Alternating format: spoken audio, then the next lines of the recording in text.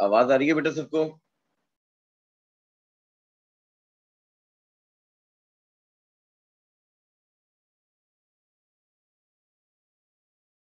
Hello. जी sir, आवाज आ रही है। जी सर, आ रही है। ठीक है।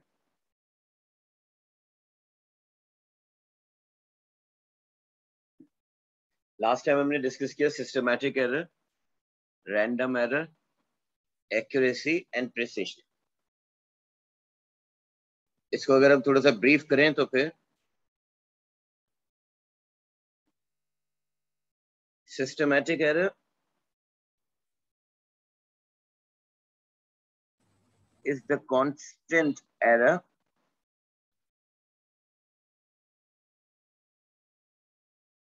it is the constant error due to machine device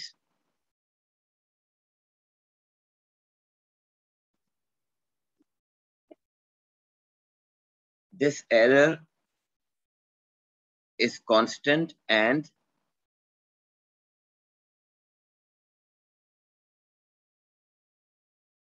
it cannot be reduced. Systematic error क्या है कि अगर आपके पास एरर में फॉर एग्जांपल लेंथ मेजर कर रहे हैं और लेंथ मेजर करने में फॉर लेट्स से मशीन आपको 0.5 सेंटीमीटर का एरर दे रही है, तो अगर आप 2 टाइम्स एक्सपेरिमेंट परफॉर्म करो, 4 टाइम्स करो, 6 टाइम्स करो, 10 टाइम्स करो, वो आपको एरर 0.5 सेंटीमीटर का ही देगी। तो कांस्टेंट एरर रहेगा आपके पास, सेम एरर रहेगा, उसमें आप रिड्यूस नहीं कर सकते क्योंकि वो किसी मशीन का है या कोई एक्सटर्नल फैक्टर की वजह से, तो वो external factor during experiment continue रहेगा। रैंडम एरर की बात करते हैं तो when we talk about random error, it is due to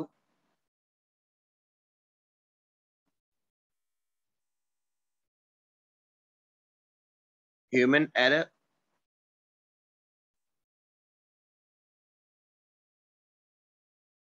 and it slightly varies.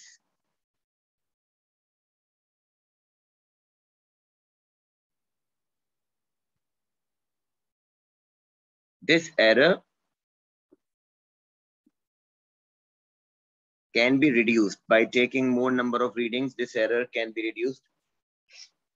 अब देखो रैंडम एरर स्लाइटली वेरी करेगा, मतलब अगर तुम एक्सपेरिमेंट कर रहे हो और एक्सपेरिमेंट करने के बाद तुमने मेजरमेंट ली, तो मेजरमेंट में आप एरर ये कर सकते हैं कि may be due to parallax error. Parallax error होगा तो तुम्हारे पास रीडिंग कभी थोड़ी ज्यादा कभी थोड़ी कम ऊपर नीचे रीडिंग आ सकती है। तो basically random error slightly very करेगा। अब देखो एक बात समझना कि when we talk about accuracy, अब अगर हम एक्यूरेसी की बात करें तो we say that accuracy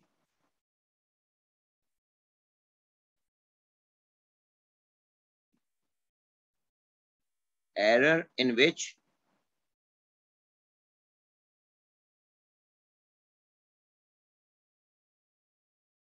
average of readings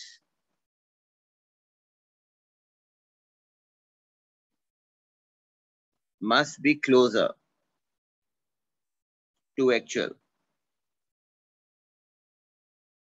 then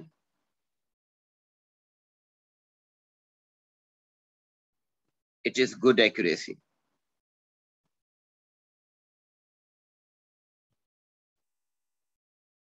last time हमने डिस्कस किया कि अगर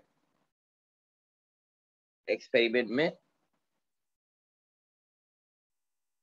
एवरेज वैल्यूज एक्चुअल के करीब हैं, चाहे कितनी वेरी कर रही हो, चाहे कितना ऊपर नीचे हो, मगर मैं उनका एवरेज लेता हूं तो एवरेज वैल्यू आपस में एक दूसरे के करीब हैं, तो आप उनको कहेंगे कि वो गुड एक्यूरेसी है। Precision means if values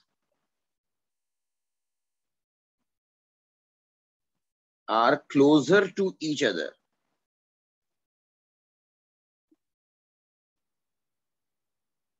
or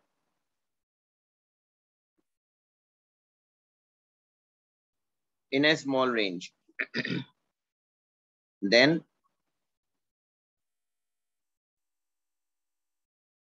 they are good precise values. अब देखो इस चीज को समझने के लिए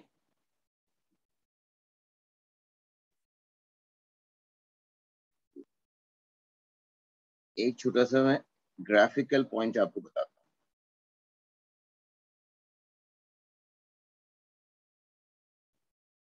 लेट्स से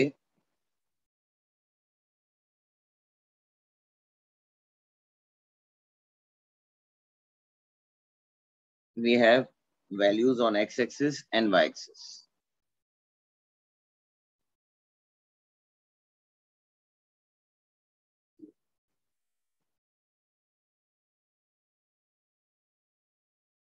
अब देखो फॉर एग्जाम्पल लास्ट टाइम मुझसे तुमने पूछा, किसी ने कहा कि वो एक्चुअल वैल्यू तुम्हें देगा. हमेशा ये बात याद रखना कि क्वेश्चन में एक्चुअल वैल्यू आपको दी जाएगी. यहाँ पर y एक्सिस पे कोई भी चीज है, x एक्सिस पर कोई भी वैल्यू है. यहाँ y एक्सिस और x एक्सिस. अब डेटा में तुम्हें जो एक्चुअल वैल्यू है वो गिवन हो.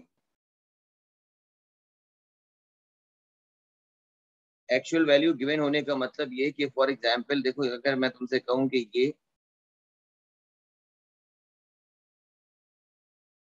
ये ग्राफ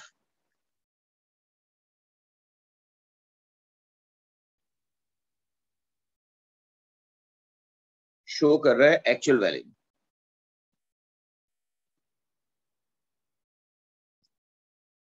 अब देखो ये अगर एक्चुअल वैल्यू को शो कर रहा है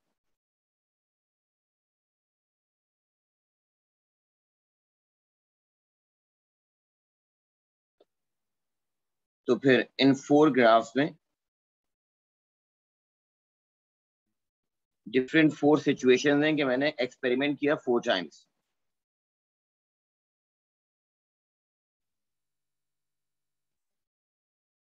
फोर टाइम किया और सपोज करो कि मेरे पास रीडिंग आई. पहले मेरे पास रीडिंग आई लाइक दिस. एक डेटा वैल्यू ये है.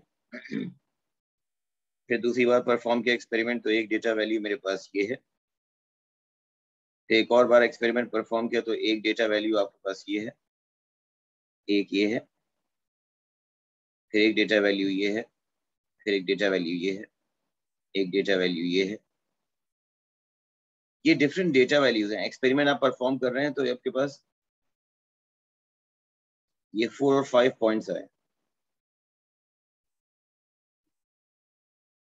प्रैक्टिकली मुझे ये देखकर बताओ कि ये बेस्ट फिट लाइन है अगर,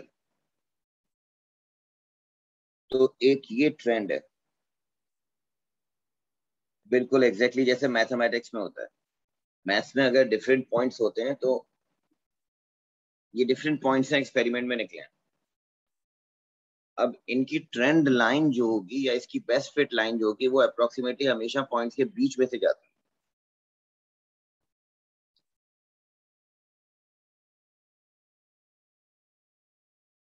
हाँ ऐसे ही है. अब देखो एक दफा तुमने एक्सपेरिमेंट परफॉर्म किया, वो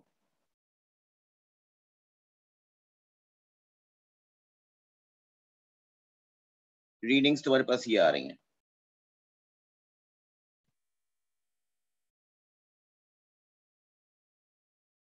एक एक्सपेरिमेंट परफॉर्म किया तुमने, उसके पास रीडिंग तुम्हारे पास ये आ रही.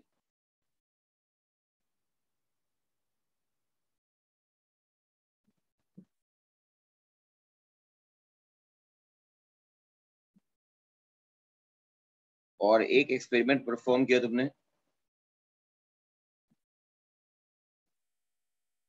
उसकी रीडिंग तुम्हारे पास ये है।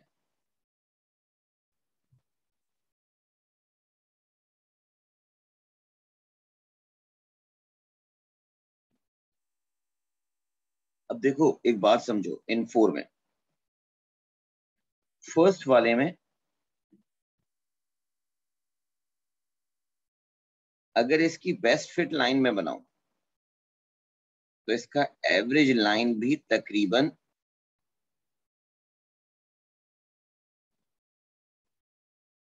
अप्रोक्सीमेटली सेंटर के करीब होगी। यहां पर इसकी बेस्ट फिट लाइन बनाऊं तो आप कहेंगे इसकी बेस्ट फिट लाइन थोड़ी सी इस तरह से हो।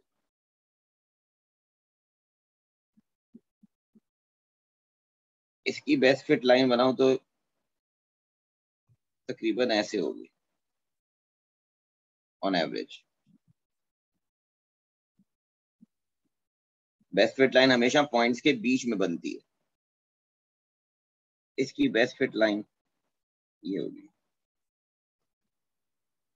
अब इनमें देखो हम एक्यूरेसी किसे कहते हैं, समझना जरा। एवरेज वैल्यूज जो है वो तुम्हारे एक्चुअल के इक्वल होनी चाहिए। Accuracy depend upon average.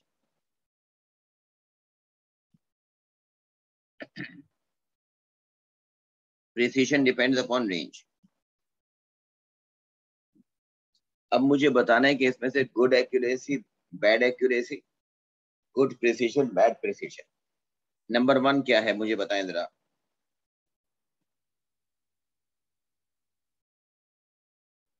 Sir good अगर एक्यूरेसी, वैल्यूज बैड आपस में प्रिसीजन। हाँ बोलो। Good accuracy and bad precision. अगर आपस में वैल्यूज इस तरह से हैं कि उनका एवरेज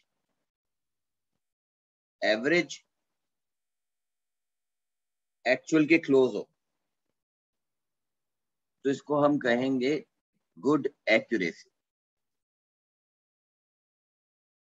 ये जो मैंने ग्रीन लाइन ड्रॉ की है ये best fit line shows average. यहां पर भी best fit line shows average. ये वाली भी बेटा ये it shows average. Best fit line का मतलब ये है कि ये एवरेज वैल्यू है। फर्स्ट वाला जो आपने कहा बिल्कुल वेरी गुड, बिल्कुल सही बताया कि फर्स्ट वाला शो कर रहा है कि पॉइंट्स बहुत ज्यादा ऊपर नीचे हैं, मींस वेरिएशन बहुत ज्यादा है, वेरिएशन डेटा वैल्यू में बहुत ज्यादा है। कि मतलब ये स्टूडेंट का बहुत बड़ा ज्यादा एरर होगा, इसका मतलब इसको हम कहेंगे bad precision. Range of values बहुत ज्यादा है। अच्छा, रेंज ऑफ वैल्यूज बहुत ज्यादा है इसका मतलब बैड प्रिसिशन है। मगर क्योंकि उसका एवरेज जो है, बेस्ट फिट लाइन जो है वो एक्चुअल के बहुत क्लोज है तो आप कहेंगे इसे good accuracy.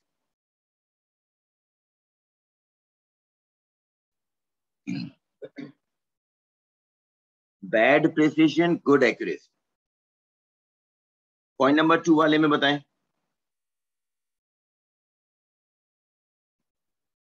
Sir good precision, bad accuracy. Good precision, bad accuracy. अब इसमें स्टूडेंट ने एरर कम किया है, ह्यूमन एरर कम है। ह्यूमन एरर कम का मतलब यह है कि variation of the data values small. लिख लेना ये पॉइंट कि if the variation of the data values are small,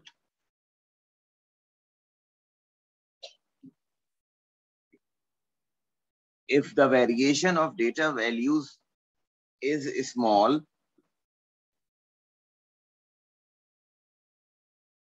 or values are in a small range, or values are in small range,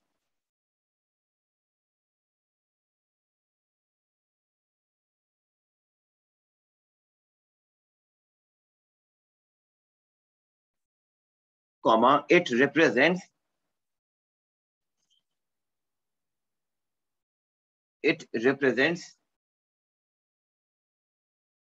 less human or random error,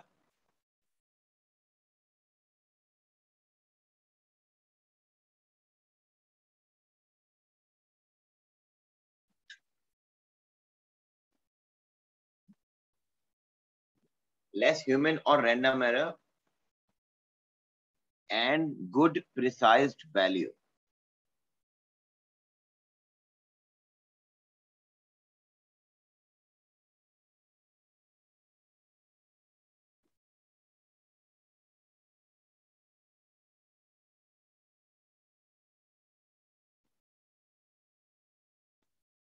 And good precise value.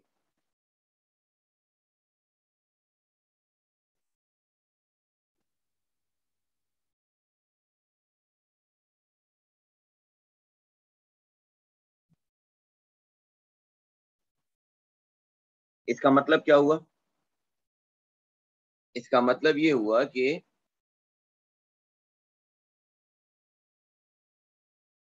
तुम्हारे पास जो random error है, उस random error का relation precision के साथ है. It means, steric करके लिखना, ये पॉइंट स्टेरिक करके लिखना.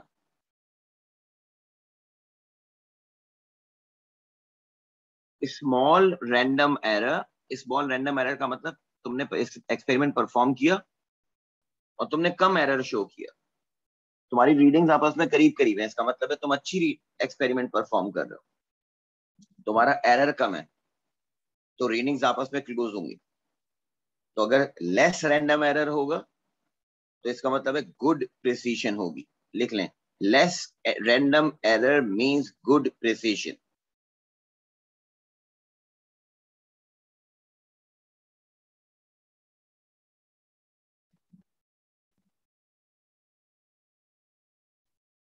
Less random error means good precision.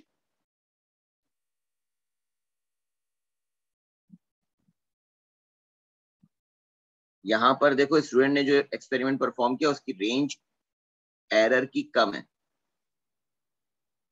मतलब कि वेरिएशन कम है.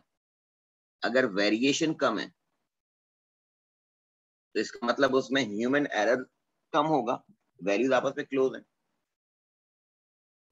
बट यहाँ पर देखो तो स्टूडेंट की वेरिएशन बहुत ज्यादा है. एक्सपेरिमेंट जो परफॉर्म कर रहा है वो गलत एक्सपेरिमेंट परफॉर्म कर रहा है, कभी कुछ रीडिंग ले रहा है, कभी कुछ रीडिंग ले रहा है, तो उसकी रेंज ऑफ वैल्यूज बहुत ज्यादा आ रही है. रेंज ऑफ वैल्यूज ज्यादा आने की वजह से उसको तुमने कहा बैड प्रिसिशन है. और बैड प्रिसिशन है इसका मतलब है लार्ज रैंडम एरर है. उसी के साथ स्टेरिक करके अगला पॉइंट लिख लें, large random error means bad precision.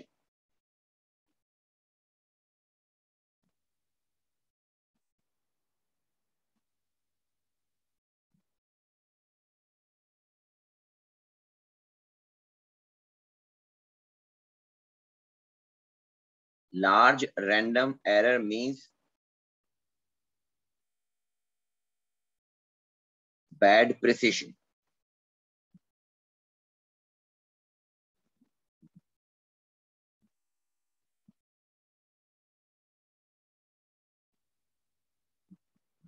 अगला पॉइंट लिख लें स्टेरिक करके,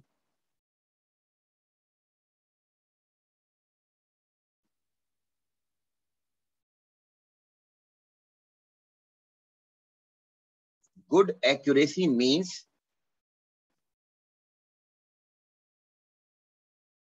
good accuracy means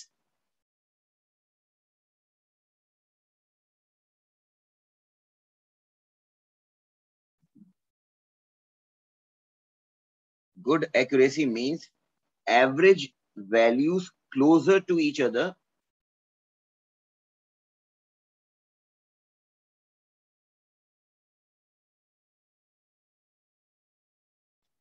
Good accuracy means average values closer to each other.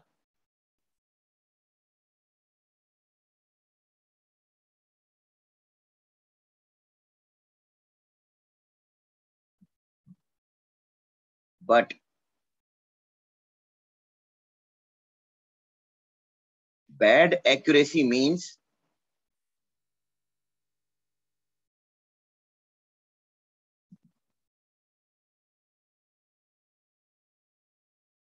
bad accuracy means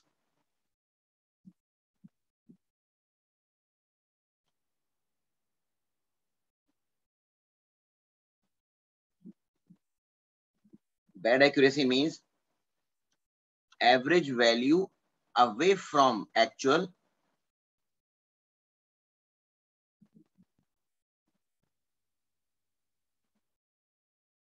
average value away from actual, but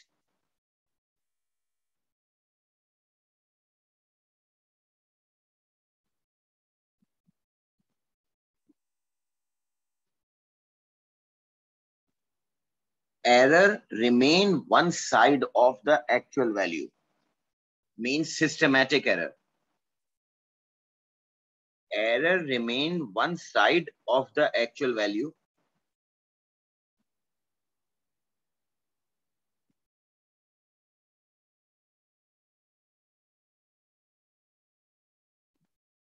Error remains one side of the actual value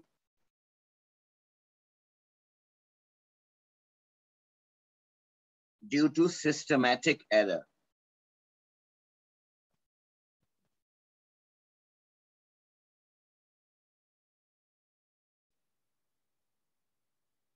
इसका मतलब machine तुम्हें, अगर किसी machine में values कम है तो वो तुम्हें हमेशा लेस वैल्यू देगी. अब देखो ये डेटा वैल्यूज थर्ड में देखना, मैं थर्ड पर हूँ.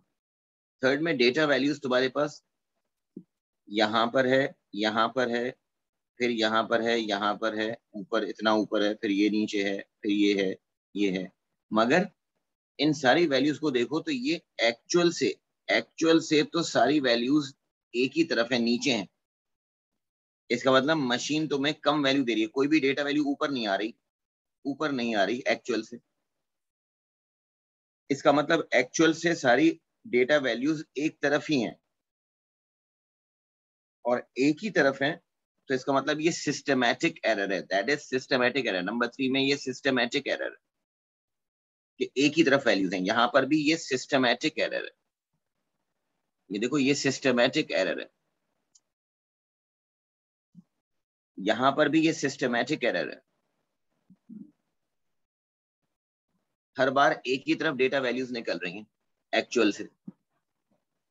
इसका मतलब मशीन में कांस्टेंट एरर है जो या कंटिन्यूस वैल्यू कम दे रहा है या कभी कंटिन्यूस वैल्यू ज्यादा देगा. तो इट मींस सेकंड वाले में आप कहेंगे कि गुड एक्यूरेसी है, गुड प्रिसीजन है, सॉरी, मगर बैड एक्यूरेसी. थर्ड वाले में देखो एवरेज वैल्यू एक्चुअल से दूर है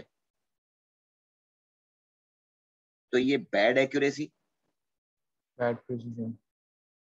और रेंज ऑफ डेटा वैल्यूज भी दूर है तो very good, bad precision.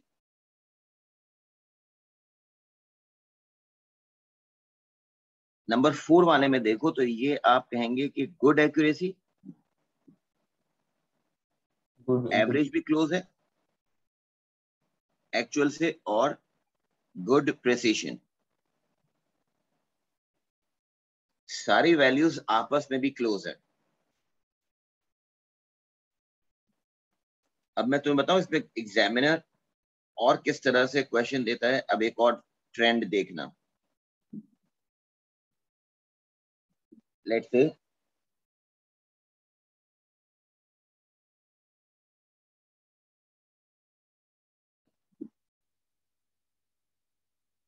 now we have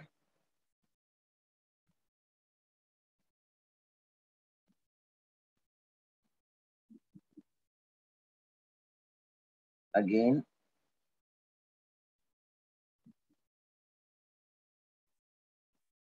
अब ये 4 ट्रेंड हैं आपके डिफरेंट टाइप के।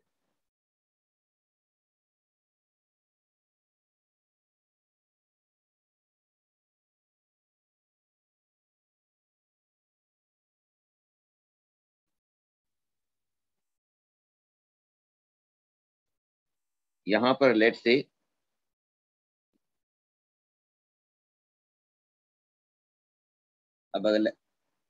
अब ये अलग टाइप का है कि देखो ये डॉटेड लाइन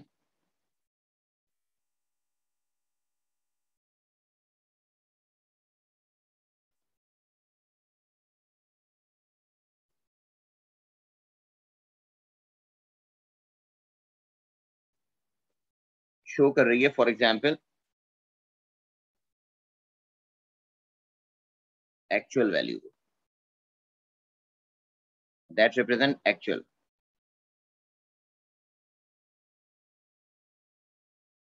सही है। अब जो ग्राफ ट्रेंड है वो इस तरह से है।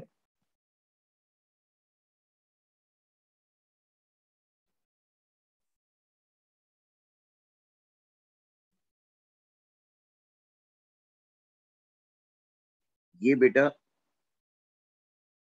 ये जो मैंने लिखा है एक्स एक्सिस पे जो मार्क हुआ है ये शो करता है रेंज को, और इसका जो पीक बताता है ये पीक शो करता है एवरेज को।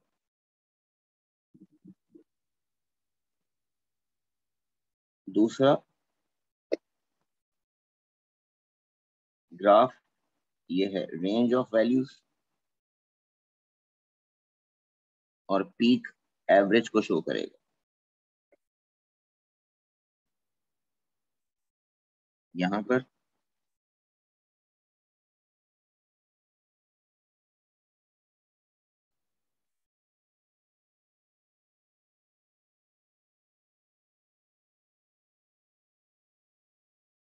फॉर एग्जांपल एक मिनट,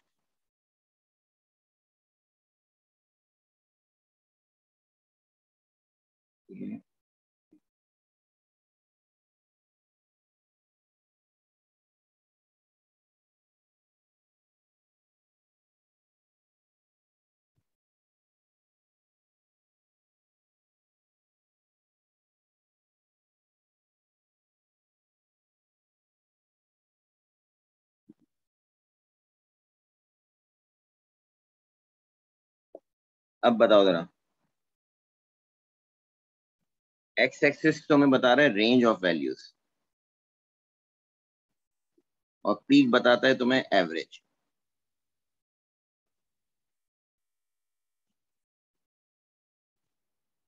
ये डिफरेंट डेटा वैल्यूज हैं जो नंबर 2 में यहां से और यहां तक ये डेटा वैल्यूज की रेंज है। यहां पर यहां से यहां तक ये डेटा वैल्यूज की रेंज है। ये यहां से यहां तक ये डेटा वैल्यूज की रेंज है।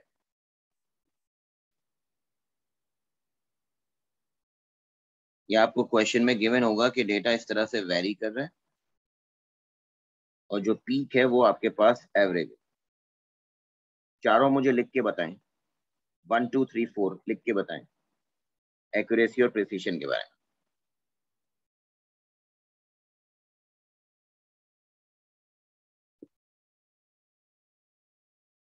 पीक जो है ये एवरेज है। 1 2 3 4 मुझे लिख के बताओ क्या है।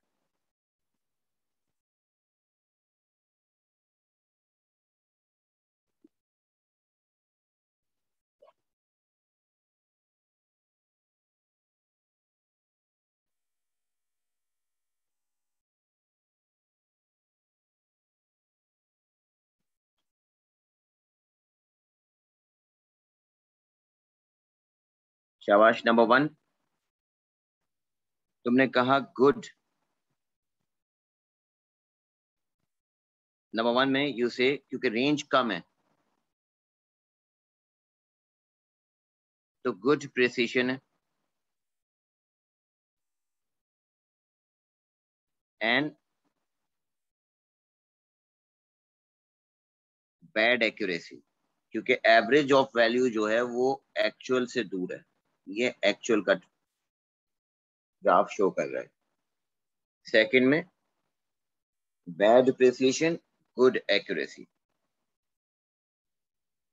रेंज ऑफ डेटा वैल्यूज ज्यादा है। रेड वाला ग्राफ इतना यहां से यहां तक वेरी कर रहा है। शाबाश।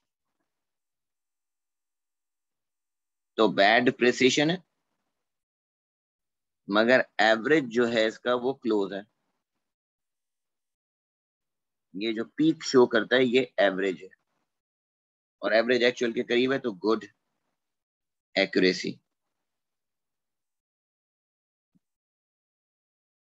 यहां पर एवरेज भी क्लोज है और रेंज भी कम है।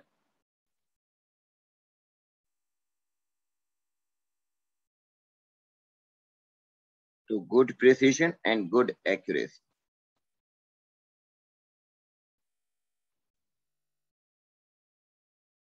यहां पर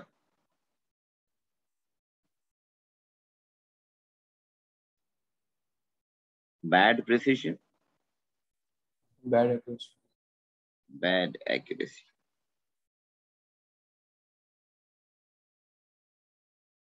अब मैं कुछ सिमिलर क्वेश्चंस करवाऊंगा, इसलिए इसकी स्क्रीनशॉट ले लें आप लोग। एक इसका स्क्रीनशॉट ले लो।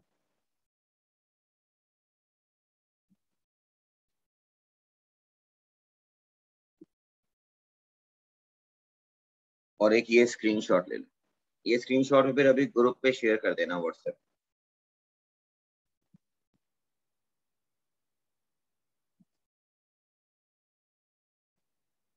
अच्छा जी।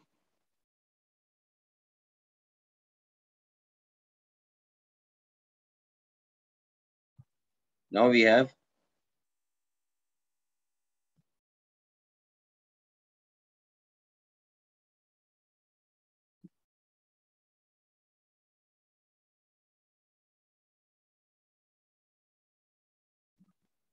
mm,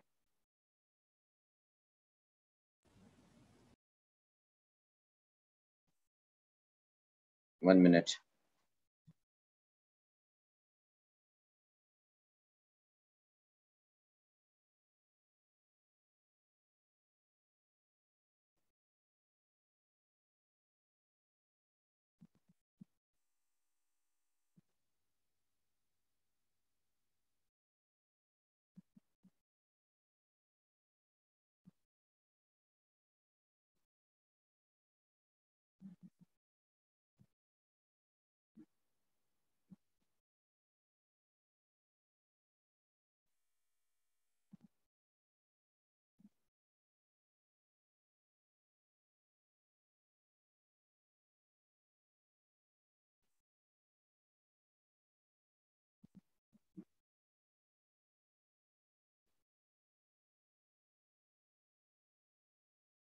नंबर 6 बताएं जरा, पढ़ें।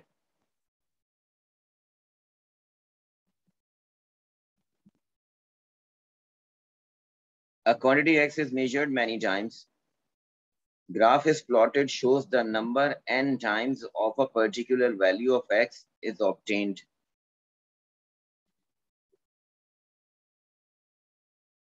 X has a true value, x not.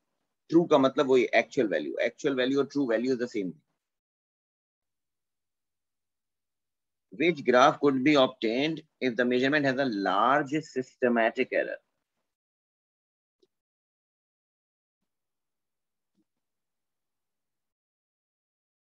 Systematic error ज्यादा है। So C. But small random error. Small random error का मतलब good precision. Small random error का मतलब small range of values। तुमने एक्सपेरिमेंट परफॉर्म किया, रैंडम एरर कम है, शाबाश, वेरी गुड बेटा। तो गुड प्रिसिशन होनी चाहिए। मगर लार्ज सिस्टमैटिक एरर का मतलब ये मशीन एरर है, तो लार्ज सिस्टमैटिक एरर का मतलब अवे फ्रॉम एक्चुअल।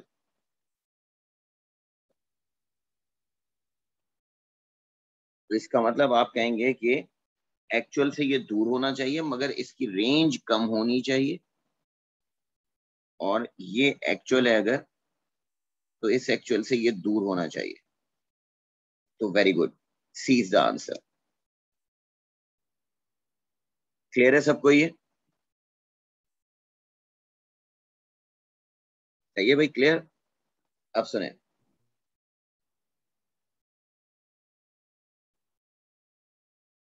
इसी तरह से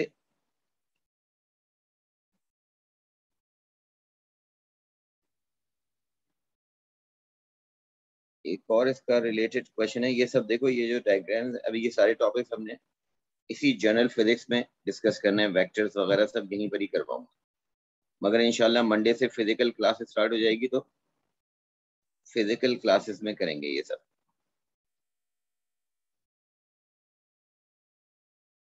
एक और क्वेश्चन था इसमें,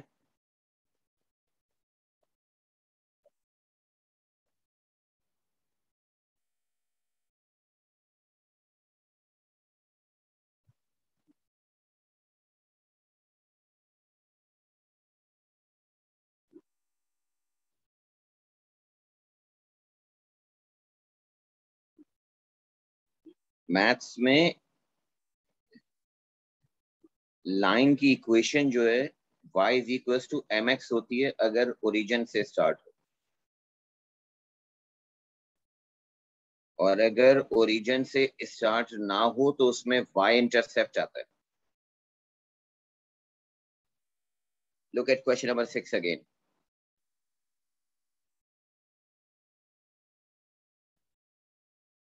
देखो y is equal to p minus q x.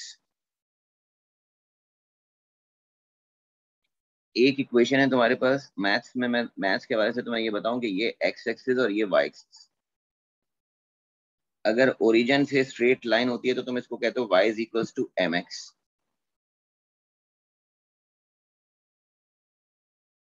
अगर बेटा मैथ्स के पॉइंट ऑफ व्यू में मैं तुमसे कहूँ और मैं कहूँ लाइन से ऊपर की इक्वेशन है, स्ट्रेट लाइन लाइन से ऊपर है, ये इसका y इंटरसेप्ट है जिसको हम कहते हैं c, तो मैथ्स में इसकी इक्वेशन होती है y is equal to c plus m x. c y intercept है, y is equal to M x plus c।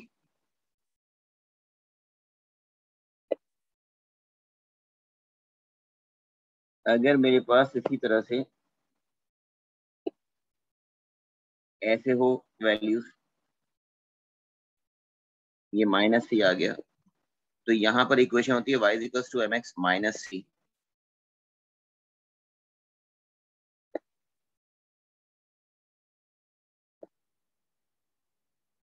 अब अगर मेरे पास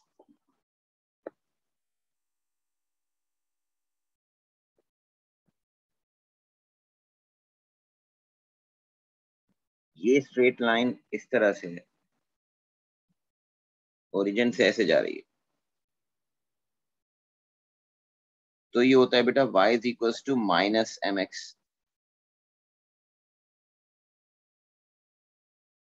ये लिख लेना अपने पास। अब अगर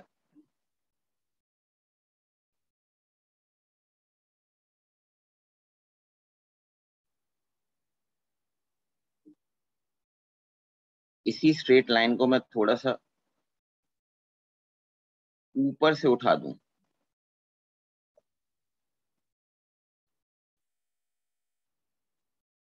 या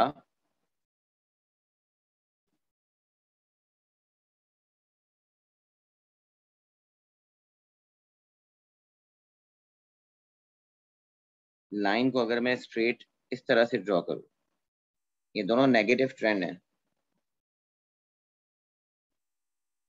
डिफरेंस क्या होगा? ये आपकी इक्वेशन कहलाएगी y इज इक्वल टू, अगर ये c है तो c माइनस एम एक्स, और यहां आप लिखेंगे y इज इक्वल टू, क्योंकि ये माइनस c है तो -c माइनस mx। क्वेश्चन में पढ़े कि मैंने टोटल 6 ट्रेंड लाइंस तुम्हें बताई हैं मैथ्स की। Variables x and y are related by equation y is equals to p minus qx, where p and q are constant. Values x and y measured experimentally, the result contain a systematic error. कौन सा graph है?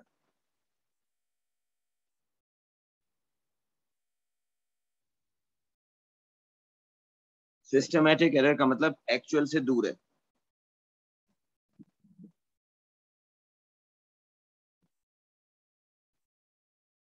बात को समझो जरा। Systematic error का मतलब machine में ऑलरेडी कोई एरर है।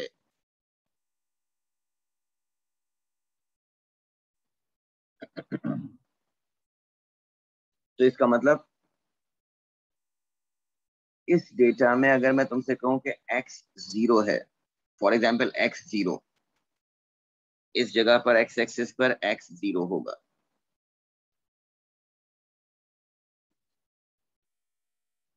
अगर x 0 होगा तो y की वैल्यू p आ जाएगी। इक्वेशन में x को अगर मैं 0 कर दूं तो y की वैल्यू p होगी। मगर बेटा ग्राफ अगर जिस वक्त x 0 है, यहां नोट करना, जिस वक्त x 0 है इन चारों ग्राफ में, उस वक्त यहां पर y की वैल्यू लेस देन p है। यहां पर y is equal to p है, यहां पर भी y is equal to p है, यहां पर y is greater than p है। फर्क समझिएगा मैं जरा क्या कह रहा हूं। अगर सिस्टमैटिक एरर नहीं होता ना, मशीन में एरर नहीं होता। अगर मशीन में एरर नहीं होता तो जब x की वैल्यू 0 होती तो y एक्सिस की वैल्यू एग्जैक्टली p के बराबर होनी चाहिए। इनिशियल वैल्यू स्टार्टिंग की जो p है वो होना चाहिए अकॉर्डिंग टू इक्वेशन। मगर सिस्टमैटिक एरर है, तो अगर सिस्टमैटिक एरर है तो इसका मतलब y की वैल्यू p नहीं होगी, बल्कि y की वैल्यू p से कम या ज्यादा होगी। यानी का इसका मतलब यहां सिस्टमैटिक एरर है, यहां सिस्टमैटिक एरर है, इस ग्राफ में नो सिस्टमैटिक एरर, इस ग्राफ में नो सिस्टमैटिक एरर।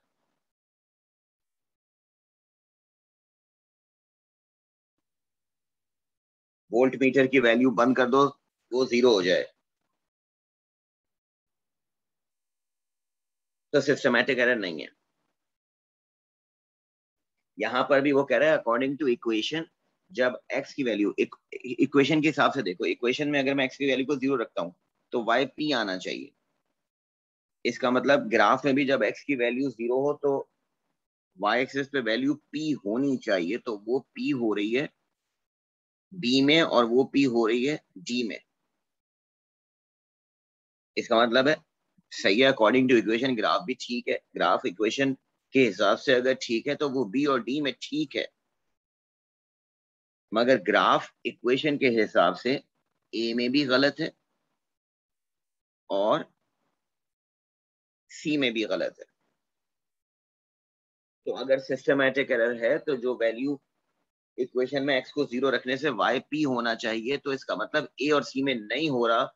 अगर नहीं हो रही वैल्यू उसके बराबर, इक्वेशन के बराबर, तो इसका मतलब वो मशीन में एरर होगा। इस वजह से वैल्यू एग्जैक्टली जब x 0 है तो y p नहीं है, इसका मतलब है सिस्टमैटिक एरर है।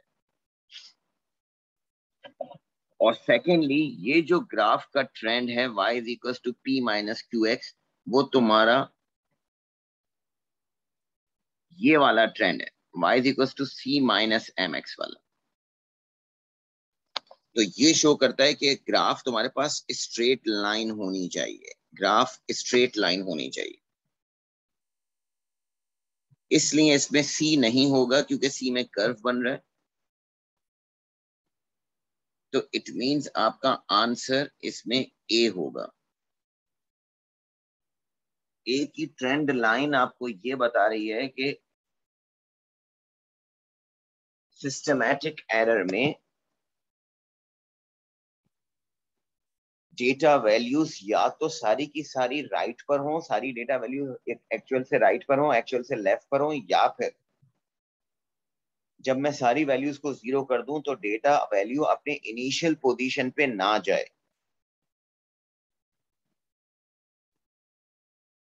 जब x को मैं जीरो करूं तो इक्वेशन के हिसाब से y p बनना चाहिए। अगर इक्वेशन के हिसाब से y p बनता तो मैं कहता कि ये एक्चुअल है, मगर यहां पर देख लें कि ये नहीं है, a में नहीं है, y की वैल्यू p नहीं है, y लेस देन p है। इसी तरह से c में भी y ग्रेटर देन p है, मगर c का मसला ये है कि ये तुम्हारी y equals to q p minus q x की इक्वेशन को जस्टिफाई नहीं कर रहा। p माइनस क्यू एक्स की इक्वेशन जो मैंने तुम्हें एक्सप्लेन की शुरू में 6 ग्राफ्स, उसके हिसाब से स्ट्रेट लाइन होना चाहिए, इसलिए सी नहीं है। ये बात समझ में आई या नहीं, प्लीज मुझे ये बताएं। थोड़ा सा ये टेक्निकल क्वेश्चन है। Is that clear? जवाब दें यार। ठीक है, इसका स्क्रीनशॉट ले लें फिर मैं चेंज करूँ।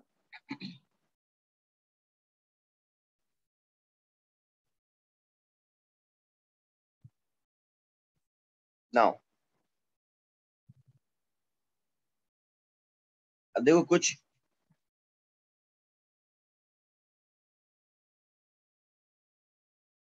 क्वेश्चंस ऐसे होंगे कि जो तुम्हें ओ लेवल्स का थोड़ा सा याद दिलाएंगे कि तुम्हें ओ लेवल्स में किस तरह से क्वेश्चंस को, चीजों को समझ आता। या यहाँ पर भी जो हमने डिस्कस किया वो क्वेश्चंस किस तरह से एक दूसरे से, एग्जामिनर क्वेश्चंस को घुमाता किस तरह से है, ये देखना। लेट्स से जो टॉपिक हमने किए हैं उसके हिसाब से अगर हम बात करें,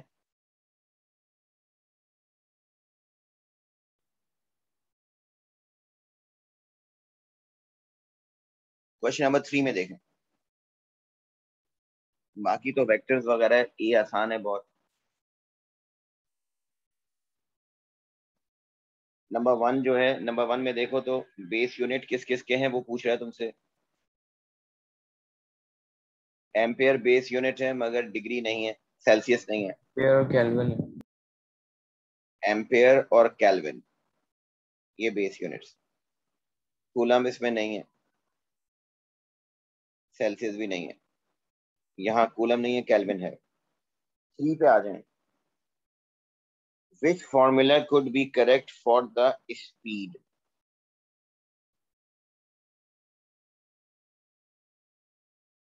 अब ये स्पीड की अलग अलग इक्वेशन दी हुई है, उसने अपनी मर्जी से दे दी। स्पीड का यूनिट होता है भाई मीटर पर सेकेंड। रो दे रहा है वो डेंसिटी, जी है acceleration of free fall, H है हाइट। अब इन चारों इक्वेशन में right side of the equation, right side of the equation तुमने यूनिट सब्स्टिट्यूट करना है और चेक करना है कि इन चारों ऑप्शन में से कहां पर मीटर पर सेकंड जस्टिफाई हो रहा है, कहां पर मीटर पर सेकंड जस्टिफाई हो रहा है।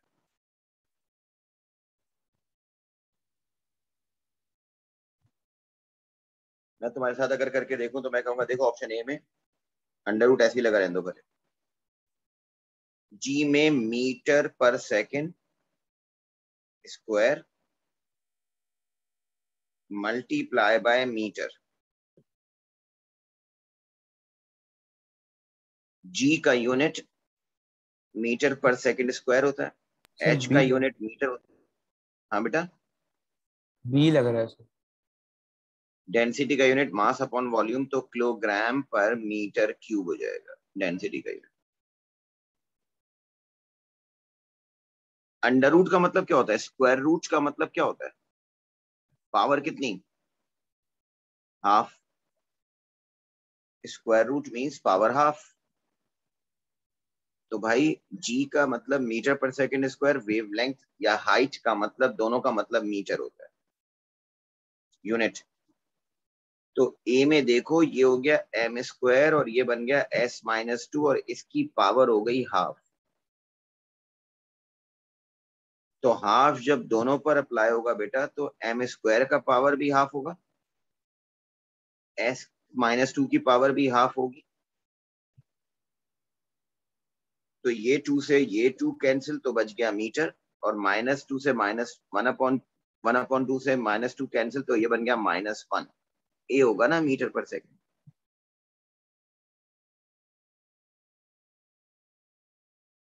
बाकी और कोई भी नहीं होगा, करके देखना जरा। बी में देख लो, प्लीज पूछना मुझसे जहां समझ में नहीं आए। बी में मैं राइट साइड सॉल्व करूंगा सब, चारों ऑप्शन में ABCD में राइट साइड सॉल्व करूंगा। अंडर रूट इसको सॉल्व कर रहा हूं, तो जी क्या है, मीटर पर second square divided by height metre. तो मीटर से तो मीटर कैंसिल हो गया, यहाँ तो अंडर रूट s-2 है, यानी कि सिर्फ s-1। ये तो गलत हो जाएगा, मीटर तो आ ही नहीं रहा इसमें, मीटर कैंसिल हो गया। थर्ड वाले में देखें,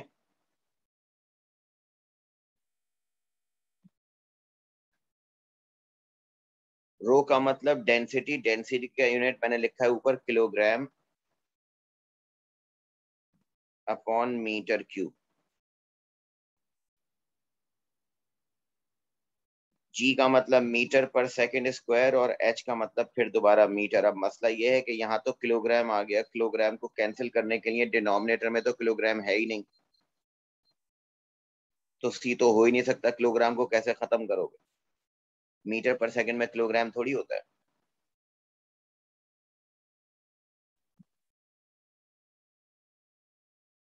मुझे रोक देना प्लीज, यहाँ इग्नोर नहीं करना चीजों को अगर समझ में ना आए तो। अब यहाँ देखें तो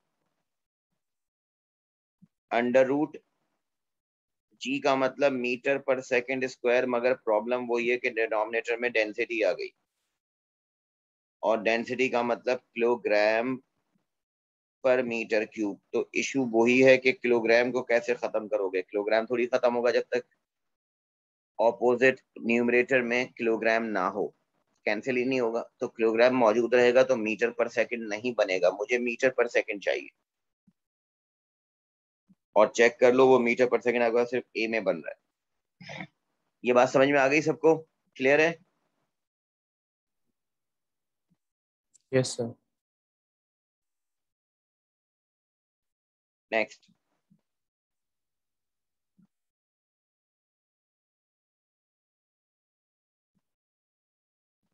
अच्छा इसमें जो थोड़ा सा है ट्रिकी, ये तो नंबर 6 वेक्टर का है।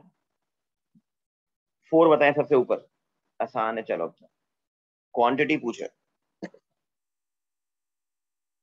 मास। स्क्वायर रूट खत्म करने के लिए हाफ ही तो लगाया था बेटा, मगर मसला ये था कि हाफ लगाने से किलोग्राम थोड़ी खत्म हो जाएगा। प्रीवियस वाले क्वेश्चन का तुम पूछो तो किलोग्राम तो रहेगा ना, मुझे किलोग्राम कैंसिल करने के लिए एक और किलोग्राम चाहिए। अगर किलोग्राम मुझे कैंसिल करना है, खत्म करना है, तो किलोग्राम डिनोमिनेटर में आ रहा है तो किलोग्राम एक और न्यूमरेटर में हो, या किलोग्राम न्यूमरेटर में है तो किलोग्राम डिनोमिनेटर में हो, ताकि किलोग्राम किलोग्राम कैंसिल हो। क्योंकि अल्टीमेटली आपके लेफ्ट साइड पर सिर्फ स्पीड थी, स्पीड का मतलब होता है मीटर पर सेकेंड। नंबर 4 में बताना जरा क्या आंसर बता रहे हो। बी मास। मास, ठीक है। नेक्स्ट आ जाए, जूल्स। वो पूछ रहा है बेस यूनिट क्या है जूल्स का। B sir. हाँ शाबाश। जब मैं जूल्स की बात करूंगा तो तुम कहोगे जूल्स का यूनिट वर्क है, work is equal to F into d है, एफ का मतलब ma/d। तो m हो गया तुम्हारे पास किलोग्राम, एक्सेलरेशन मीटर पर second square multiply by metre. तो किलोग्राम m स्क्वायर s-2। 7 पर आओ, 7 देखो। अब वो यूनिट कन्वर्जन तुमसे पूछ रहा है, 0.5 इनमें से किसके बराबर है?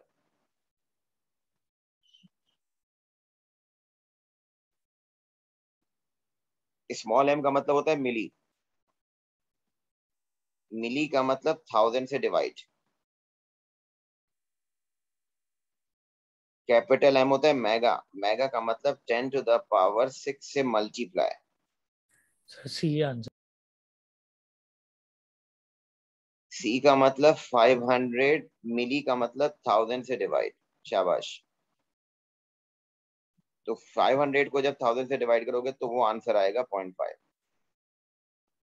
इसमें भी 500 मेगा का मतलब 6 से मल्टीप्लाई, 10⁻⁶ से मल्टीप्लाई।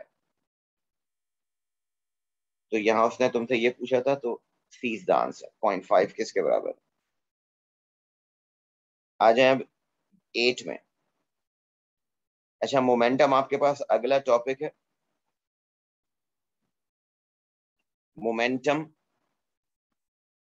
जाहिर है ये पास पेपर ईयरली होता है, तो टॉपिकल इसका बनाया गया है। तो मोमेंटम का फॉर्मूला तो मैंने लिखा, मैं यहाँ बता दूं। मोमेंटम का फॉर्मूला होता है m/v।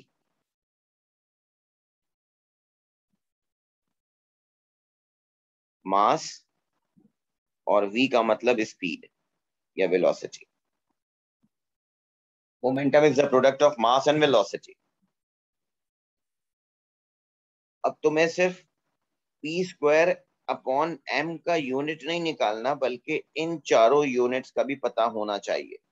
देख लो कितना लंबा काम करवा रहा है वो तुमसे एमसीक्यूज का। p² अपॉन m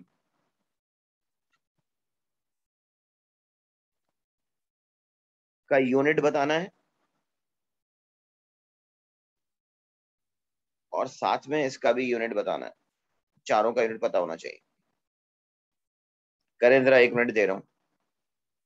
सर अभी फिजिकल क्वांटिटीज में कितना रह गया अभी? और खत्म हो गया यूनिट्स और मेजर। दोबारा बोलना। सर ये जो टॉपिक अभी आज अपने कराया है पिछले दिनों में, फिजिकल क्वांटिटी में मेजरमेंट्स और यूनिट्स वगैरह वाला, तो ये हो गया खत्म बिल्कुल? हाँ देखो, पता सॉरी, मेरा टारगेट ये था कि जो मैंने 20 क्वेश्चंस तुम्हें दिए थे यूनिट्स के डेरिवेशन के, जो एमसीक्यू सॉरी थ्योरी के क्वेश्चन मैंने 20 तुम्हें रजिस्टर पे करने के लिए दिए थे, वो तुमने सबने कर लिए? Yes sir. जी सर। ठीक है। वो टॉपिक तुम्हें आना चाहिए। Accuracy, precision, systematic error, random error, ये सब चीजें पता होना चाहिए। सब एमसीक्यूज है, सारे एमसीक्यूज हैं। इनमें कोई भी थ्योरी नहीं है। थ्योरी का थोड़ा बहुत यूनिट वाला होगा, हल्का फुल्का, जो मैंने तुम्हें बताया। ये पूरा समझ लो चैप्टर 1 का हाफ सेक्शन है। चैप्टर 1 का हाफ सेक्शन है मेन, वो है अनसर्टेनिटी। उसमें बहुत कैलकुलेशन है। अनसर्टेनिटी का टॉपिक हमेशा एएस में मुझसे स्टूडेंट्स पूछते हैं, आखिर में रिवाइज करवा दें अनसर्टेनिटी। तो अनसर्टेनिटी थोड़ा सा कैलकुलेशन वाला है, थोड़ा सा ये कह लो क्रिटिकल है। इसलिए मेरा टारगेट यही था कि, मेरा दिमाग भी ये था कि 19 से पहले कहा था वो खोल देंगे। तो मैंने सोचा था कि मैं ऑनलाइन में ये आपको 4-5 क्लासों में ये करवा दूंगा। उसके बाद हम कर लेंगे फिजिकल क्लास। जब स्टार्ट होगी तो हम इंशाल्लाह फिर अनसर्टेनिटी स्टार्ट कर देंगे। तो चैप्टर 1 में अभी आपके 2 टॉपिक्स हैं टोटल। हाफ हो गया है आपका। अगला हाफ सेक्शन जो है वो आपका अनसर्टेनिटी है, जो फिजिकल क्लासेस में मैं मंडे से शुरू करवाऊंगा। तो फिजिकल ओके। क्लासेस में जब मंडे से अनसर्टेनिटी शुरू करवाऊंगा, तो उसका ताल्लुक अभी तक तुमने जो पढ़ा है इससे किसी से नहीं होगा। कोई स्टूडेंट अगर मंडे को आता है न्यू एडमिशन और कहता है सर आज मेरी पहली क्लास है, तो उसको भी अनसर्टेनिटी समझ में आ जाएगा। Okay sir. तो ये फायदा हो जाएगा। करो जरा सॉल्व, क्या बना। हाँ, मंडे को स्कूल खुलेगा भाई इंशाल्लाह। मंडे को फिजिकल क्लासेस ही होंगी। और मंडे को मैंने जितना काम करवाया है, जितने असाइनमेंट, वो मैंने तुम्हें 2 क्वेश्चन सॉरी असाइनमेंट दिए थे, वर्कशीट 1 वर्कशीट 2, वो सब करके आना, रजिस्टर पे लिख कर लेकर आना। मैं चेक करूंगा सब कि कहाँ तक आपने किया है। p² अपॉन m क्या बन रहा है भाई एबीसीडी में? अभी तक नहीं किया?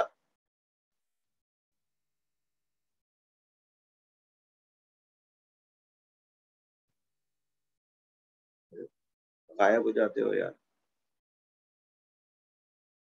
p² अपॉन m के यूनिट को सॉल्व करो ना पहले।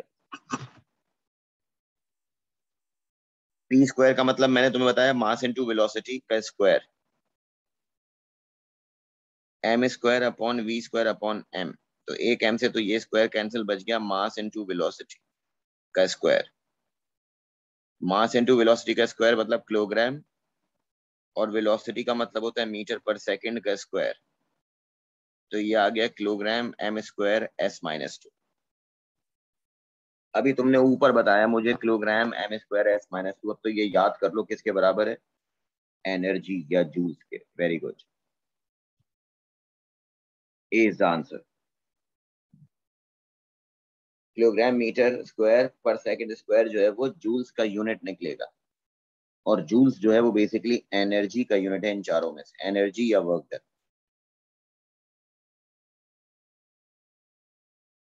नेक्स्ट,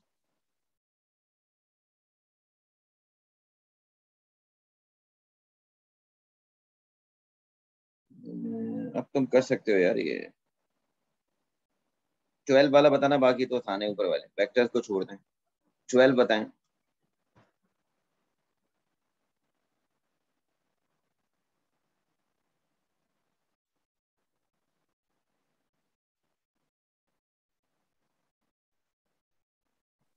सर ए।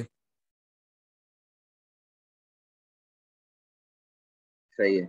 माइक्रो का मतलब होता है 10 to the power, microsecond पूछ रहा है वो तुमसे।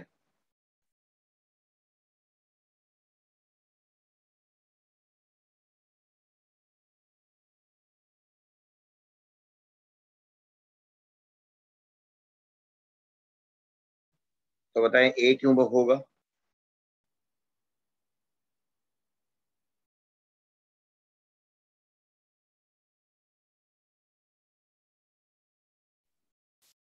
सर क्योंकि माइक्रो सेकंड बोल रहे हो, माइक्रो सेकंड की जो माइक्रो की वैल्यू यू होती है का 10 into मतलब वो पूछ रहा है, यू का मतलब क्या है, तो तुम कहोगे यू का मतलब है 10 टू द पावर माइनस 6, और इसको इस सिंबल का नाम वो पूछना चाह रहा है तुमसे।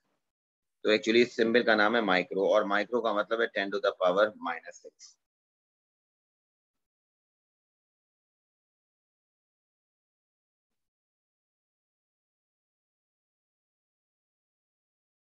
अब तो आसान है ये यार। यूनिट्स कन्वर्जन वो तुमसे पूछ रहा है, यूनिट कन्वर्जन तुम्हें सबको पता होनी चाहिए। हाँ ये बताओ मुझे, जो एस्टिमेशन की वैल्यू मैंने बताई थी, 17 का आंसर बताओ जरा। क्वेश्चन 17।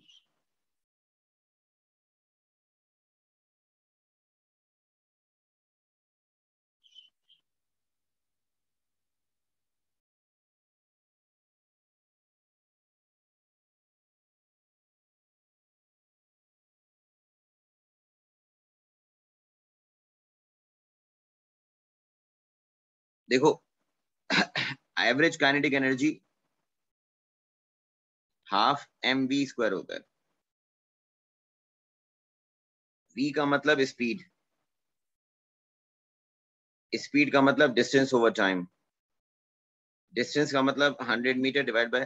तुम कहो सर इसमें एस्टिमेट क्या करना है, मैं कहूंगा इसमें एस्टिमेट करना है कि 100 मीटर रेस एथलीट कितने सेकंड्स में कवर करेगा। टाइम अपनी मर्जी से लिखना है, बताओ कितने सेकंड में होगा 100 मीटर रेस।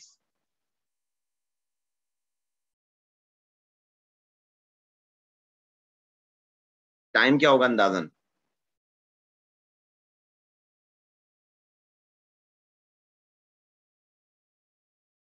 15 हाँ भाई, सेकंड 10 सेकंड।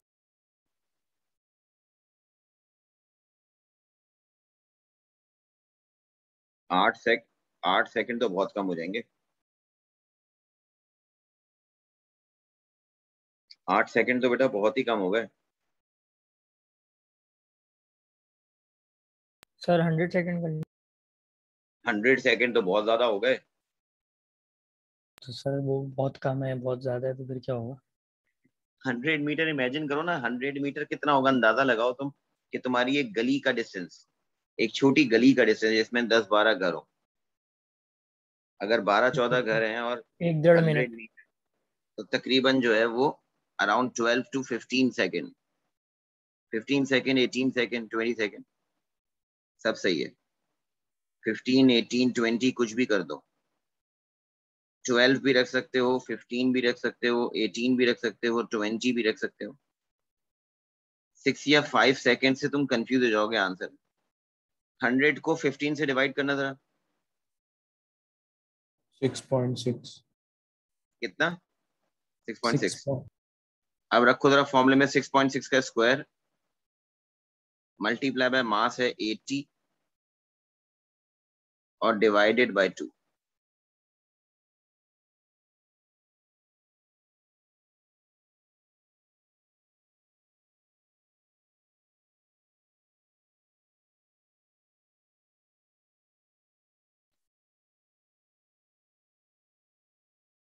आंसर बताना जरा।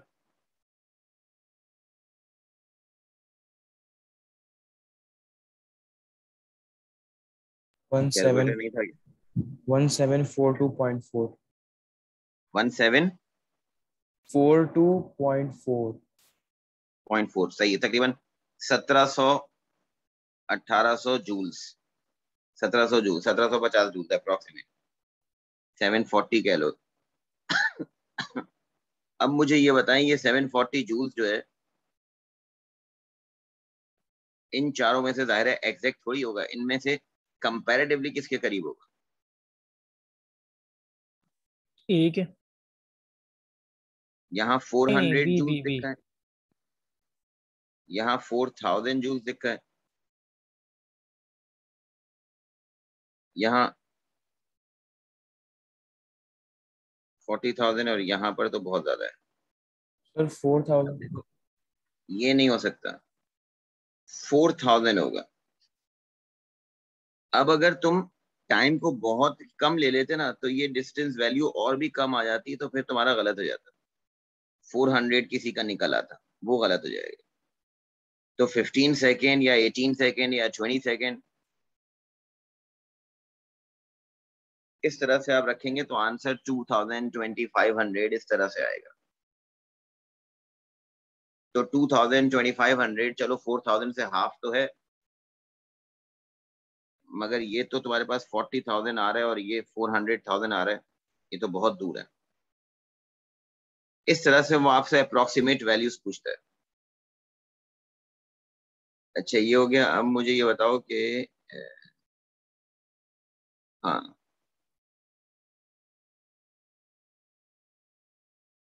नाउ टेल मी, एक और चीज यहाँ पे मैं तुम्हें करवा दूं, अभी टाइम है,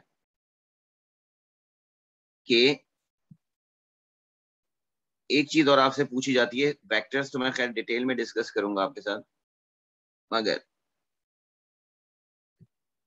अब जो चैप्टर 1 में ही आएगा, ये चैप्टर 1 में ओ लेवल्स के कुछ टॉपिक्स हैं जो पूछे जाते हैं उनसे। अब जो ए लेवल के क्वेश्चन से रिलेटेड, टॉपिक से रिलेटेड आपके पास क्वेश्चंस आते हैं, वो है CRO,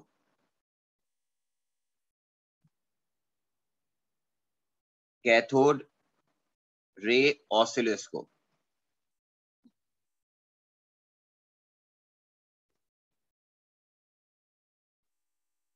सबसे पहले तो कैथोड रे ऑसिलोस्कोप में बेटा, ये आपके पास स्क्रीन है,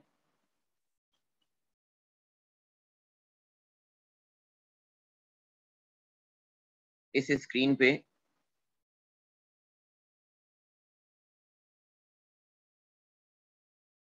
ये तुम्हारे पास फॉर एग्जांपल ग्रिड है।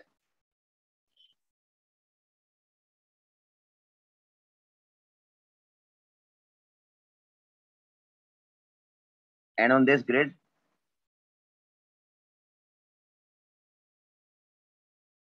वैल्यूज कुछ एक्स एक्सिस पर होती हैं बेटा और कुछ वाई एक्सिस पर होती हैं।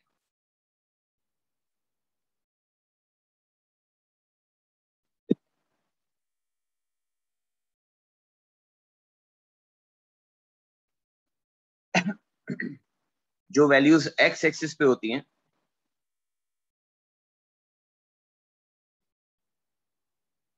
एक्स एक्सिस की वैल्यूज, उसको हम कहते हैं टाइम बेस। एक्स एक्सिस को क्या कहते हैं? Time base.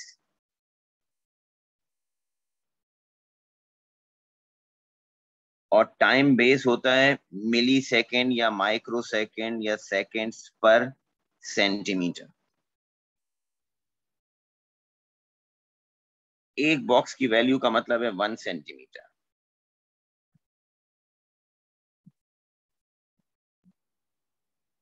बिल्कुल इसी तरह से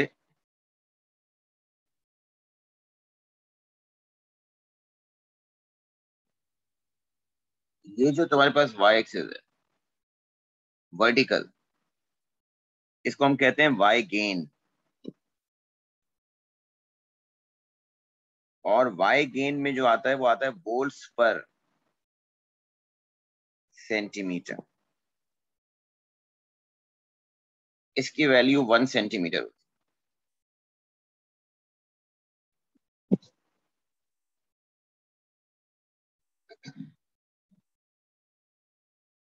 फ्रीक्वेंसी का मतलब होता है, याद रखना, 1 अपॉन टाइम पीरियड।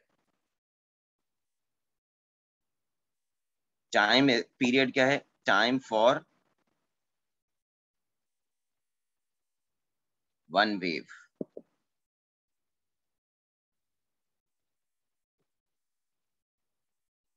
अब मुझे ये बताओ कि इसी क्वेश्चन में मैं तुमसे कहूं कि ओ लेवल्स अभी तुमने रिसेंटली किया, थोड़ा सा याद होगा अगर। टाइम बेस वो आपसे कह दे कि 5 ms पर सेंटीमीटर पर सेट है। वाई गेन 10 वोल्ट्स पर सेंटीमीटर पर सेट है। और मेरे पास स्क्रीन में जो वेव बन रही है वो इस तरह से है।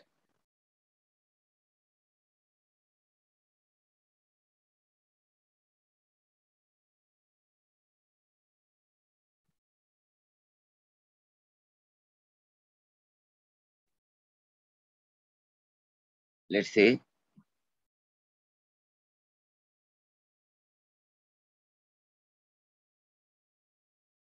दिस।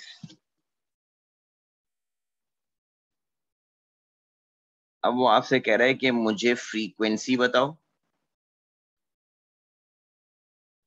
और पीक वोल्टेज बताओ।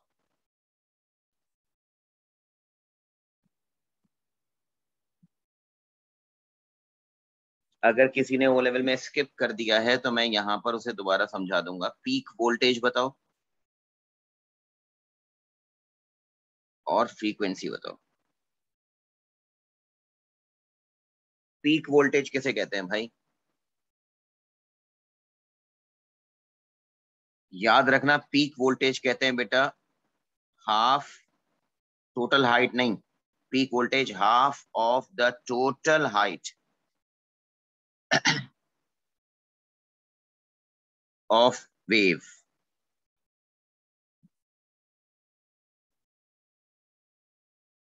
And it is also called as amplitude of wave. अगर वो तुमसे कहे एम्पलीट्यूड, तो एम्पलीट्यूड का भी मतलब ये नहीं है कि यहां से और यहां तक टोटल। ये एम्पलीट्यूड नहीं है, ये एम्पलीट्यूड का डबल है। अभी हाफ नहीं हाँ, हाफ कर देंगे इसको। तो 2 हो तो जाएगा। अब जब इसका तुम हाफ करोगे तो ये हो जाएगा, ये हाफ है इसका। सर तो इसका मतलब ये होगा ना कि कहते हैं ये एक आवाज नहीं तरीके आ का। रही, जोर से बोलो। सर तो ये इसको ऐसी तरीके से सॉल्व करेंगे ना जैसे वेवलेंथ को करते हैं। हाँ, जैसे वेवलेंथ में करते हैं। वेवलेंथ में फर्क है?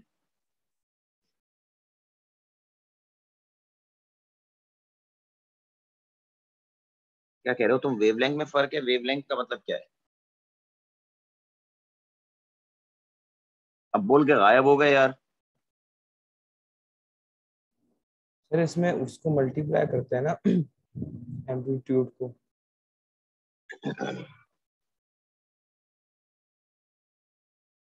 वेवलेंथ के तरीके से क्यों करेंगे? पीक वोल्टेज डायरेक्ट वेव को देखकर बता दो स्ट्रेट अवे। पीक वोल्टेज क्या होगी तुम्हें? टोटल वेव की हाइट का हाफ।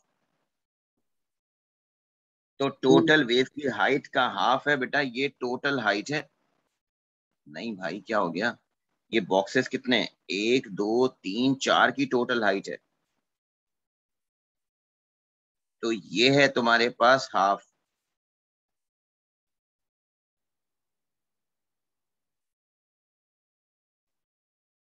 और अगर ये हाफ तुम्हारे पास पीक वोल्टेज है,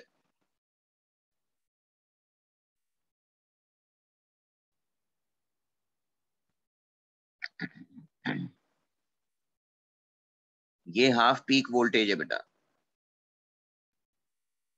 तो ये पीक वोल्टेज दो बॉक्सेस में आ रही है और वर्टिकल 10 वोल्ट 1 सेंटीमीटर में कह रहा है, तो 2 को मल्टीप्लाई कर दोगे 10 से, 20 वोल्ट्स आंसर होगा तुम्हारा पीक वोल्टेज। बस। तो एम्पलीट्यूड वो पूछेगा या पीक वोल्टेज वो पूछेगा, वो आप कहेंगे 20 वोल्ट। फ्रीक्वेंसी होता है 1 अपॉन time period. Time period is the time for one wave, तो यहां से और यहां तक ये टाइम पीरियड है। अब अगर बॉक्सेस देखो तो 1 2 3 4 5 और 6 बॉक्सेस हैं, यानी 6 सेंटीमीटर, और हर एक सेंटीमीटर तुम्हारे पास 5 ms के बराबर है। तो आप कहेंगे इसका मतलब है 6 मल्टीप्लाई बाय 5 ms, तो 30 ms। कैलकुलेटर उठाओ, तो टाइम पीरियड 1 अपॉन 30 m का मतलब 10 टू द पावर -3 सेकेंड्स। क्योंकि देखो फ्रीक्वेंसी के लिए टाइम हमेशा सेकंड में रखना, ये ओ लेवल्स में बताया था, टाइम हमेशा सेकंड में होना चाहिए, time must be in second. तो यहाँ 33 डिवाइड कर दें, 33.3 आंसर बताओ क्या आ रहा है?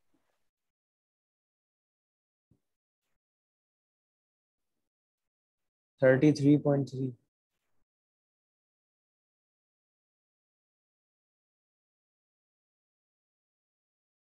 33। जी 33.3 33.3 हर्ट्स।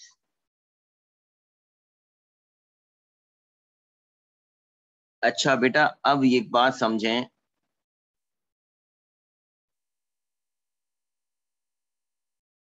कि ये स्टेरिक करके पॉइंट लिखना, if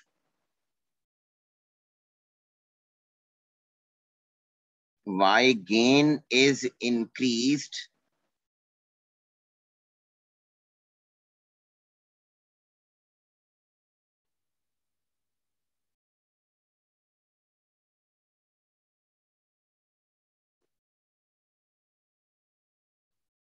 keeping peak voltage constant. If y gain is increased, then the wave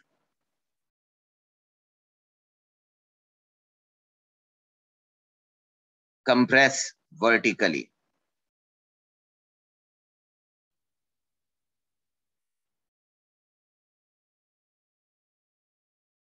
and vice versa.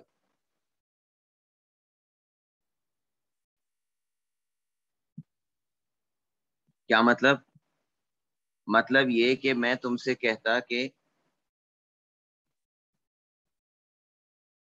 इसी ग्राफ में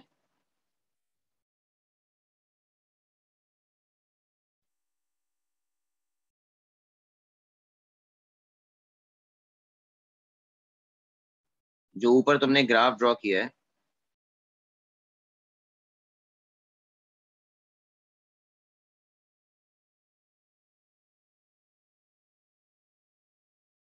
उसमें मैं आपसे कहता है कि पीक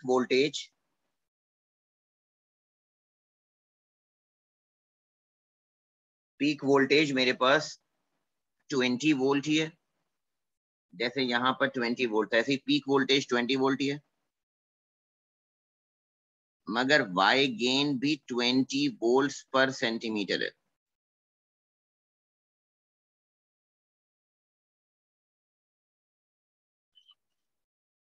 अब अगर मैंने पीक वोल्टेज सेम रखा मगर वाई गेन बढ़ा दिया और ग्राफ यहां से स्टार्ट हो रहा है, तो तुम कहोगे अब तो ग्राफ कहाँ जाएगा, सिर्फ एक बॉक्स ऊपर जाएगा। यस और नो? सिर्फ एक बॉक्स ऊपर जाएगा, क्योंकि पीक वोल्टेज भी 20 वोल्ट है और वाई गेन भी 20 वोल्ट है। तो इसका मतलब ग्राफ तुम कहते हैं वर्टिकली श्रिंक हो जाएगा, कंप्रेस हो जाएगा। वाई गेन अगर इंक्रीज होगा तो कंप्रेस होगा वर्टिकली। पहले एक वर्टिकल बॉक्स की वैल्यू समझें जरा। पहले वाई गेन का मतलब क्या होता है, एक वर्टिकल बॉक्स की वैल्यू। पहले एक वर्टिकल बॉक्स की वैल्यू 10 वोल्ट था, ठीक है, तो दो बॉक्सेस का मतलब 20 वोल्ट था। मगर अगर मैं वर्टिकल बॉक्स की एक 10 वोल्ट की जगह पर 20 वोल्ट कर दूं, तो आप कहेंगे इसका मतलब वाई गेन जो है वो बढ़ने की वजह से ग्राफ जो है वो वर्टिकली कंप्रेस होगा। बिल्कुल इसी तरह से कि if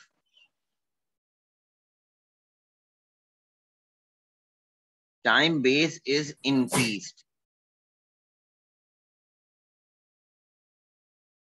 then wave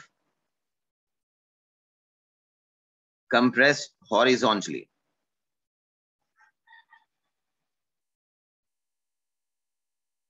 and vice versa. Suppose करो कि मैं इसी ग्राफ में तुमसे कहूं कि टाइम पीरियड है 30 मिली सेकेंड। 30 मिली सेकेंड ही टाइम पीरियड है। ऊपर भी टाइम पीरियड तुमने जब निकाला था तो वो 30 मिली सेकेंड ही आया था। मगर अब मैं आपसे कहूं कि टाइम बेस हो गया मेरे पास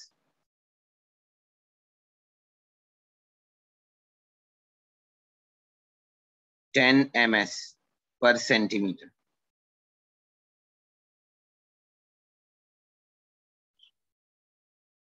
तो देखो मेरी इक्वेशन जो बनेगी ना बेटा, जो मेरा ग्राफ बनेगा, एक वेव मुझे बनानी है 30 मिली सेकेंड, ये मीटर पर सेकेंड नहीं, सॉरी 30 मिली सेकेंड है, और एक हॉरिजॉन्टल बॉक्स की वैल्यू 10 है। तो यहां से अगर मैं वेव स्टार्ट कर रहा हूँ, ग्राफ में देखो, अगर मैं यहां से वेव स्टार्ट कर रहा हूँ तो एक दो और तीन बॉक्सेस के बाद मुझे एक वेव कंप्लीट करनी है। तो मेरा ग्राफ जो बनेगा वो देखो इस तरह से बनेगा, ये पहले वाला ग्राफ देखो और नीचे वाला ग्राफ देखो।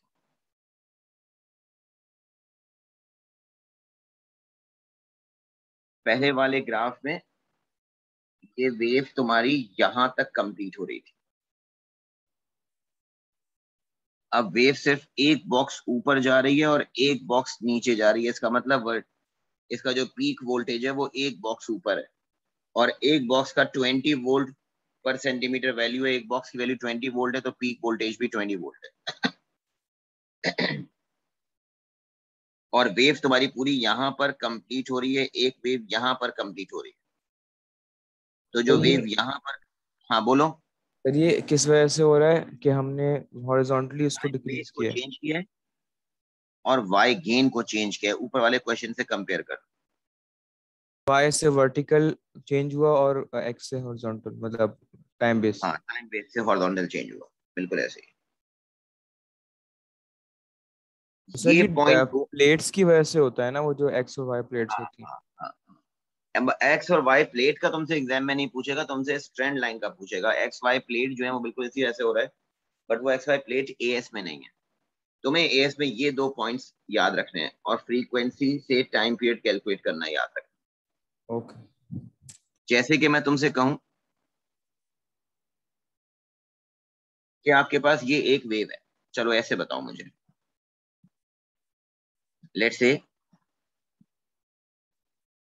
एग्जामिनर ने आपसे कह दिया कि ये एक वेव है,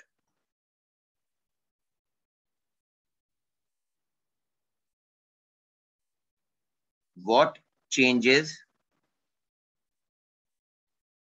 have made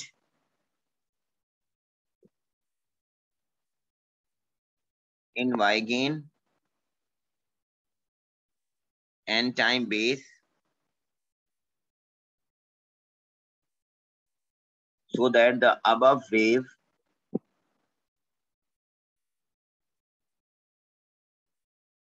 becomes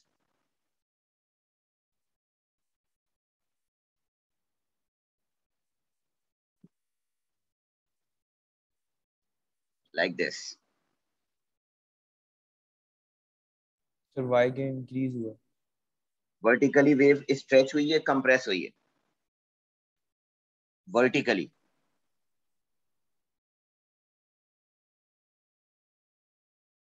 बताओ. स्ट्रेच हुई है. वर्टिकली कंप्रेस हुई है भाई. ये वर्टिकली ये हाइट है. सर बिकॉज उसका आप इंक्रीज कर रहे हो ना y गेन, इस वजह से अब वर्टिकली ये हो गई, तो वर्टिकली वेव कंप्रेस करी है तुमने यहां से यहां. अगर वर्टिकली वेव कंप्रेस किए तो आप कहेंगे बिल्कुल सही कह रहे हो कि वाई गेन इंक्रीज होगा. Y gain increases. हॉरिजॉन्टली क्या हुई है? हॉरिजॉन्टली स्ट्रेच हुई है. डिक्रीज. हाँ, हॉरिजॉन्टली स्ट्रेच हुई है. तो आप कहेंगे इसका मतलब टाइम बेस डिक्रीज होगा. टाइम बेस डिक्रीजेस, ये पॉइंट है.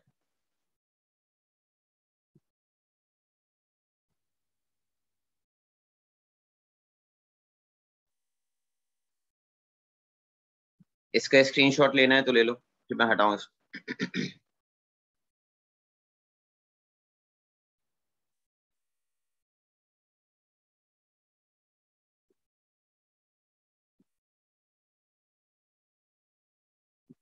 नाउ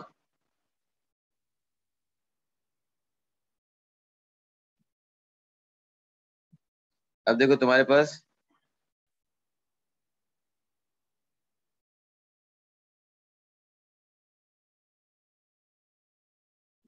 इससे रिलेटेड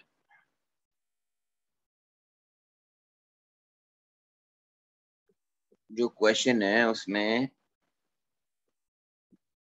ये लो.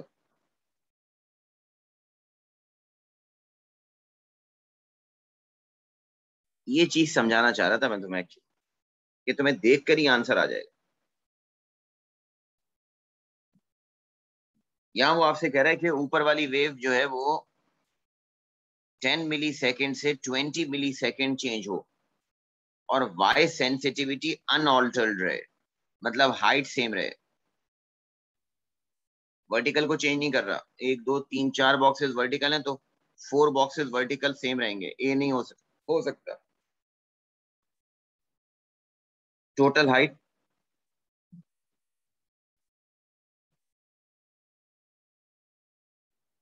शाबाश, वेरी गुड. अब देखो ms पर सेंटीमीटर, ms पर सेंटीमीटर, ये टाइम बेस है. ये यहाँ पर टाइम बेस इंक्रीज हुआ है, ये समझाने की कोशिश की है. टाइम बेस इंक्रीज हुआ है. अगर टाइम बेस इंक्रीज होगा तो वेव कंप्रेस होगी हॉरिजॉन्टली.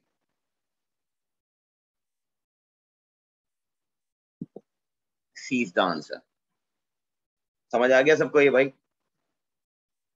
क्लियर है ना? Yes sir.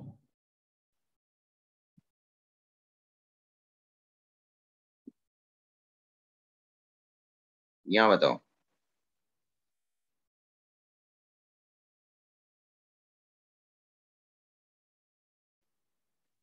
12 volt 50 hertz main है. कैलकुलेटर उठाओ, 50 को करो 1 अपॉन टाइम पीरियड, तो टाइम आ गया आपके पास 1 अपॉन 50. 1 अपॉन 50 का मतलब 0.02.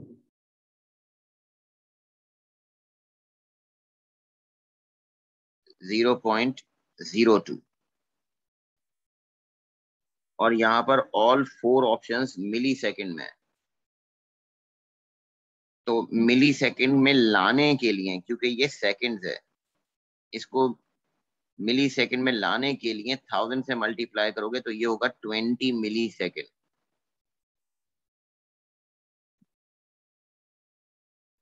मिली सेकेंड को खत्म करने के लिए 1000 से डिवाइड करते हैं और मिली सेकेंड में लाने के लिए 1000 से मल्टीप्लाई करते हैं। अब वो आपसे कह रहा है कि टाइम बेस बताओ किस पर है। टाइम बेस का मतलब एक बॉक्स का बताओ। 20 मिली सेकेंड आंसर मत लिख देना।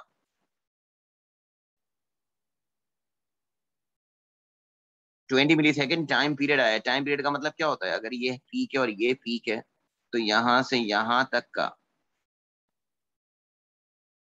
ये 20 मिली सेकेंड है। और टाइम बेस का मतलब होता है एक बॉक्स की वैल्यू। तो यहां पर कितने बॉक्सेस की वैल्यू 20 मिली सेकेंड है ये काउंट करो। 1 2 3 4 5 6 7 8। तो बेटा 20 मिली सेकेंड को 8 से डिवाइड करेंगे आप, तो ये आंसर आएगा तुम्हारे पास 2.5 ms पर सेंटीमीटर। ये है बी आंसर। तुमसे उसने टाइम पीरियड नहीं मांगा था, टाइम बेस पूछा था। और टाइम बेस का मतलब होता है वन हॉरिजॉन्टल बॉक्स की वैल्यू। जो मैंने अभी समझाया था उसमें सबसे पहली बात यही बताई थी स्टार्टिंग में। इज दिस क्लियर और नॉट? किसको नहीं समझ में आया पूछे। क्लियर है ये? Yes sir. सबको क्लियर है ना?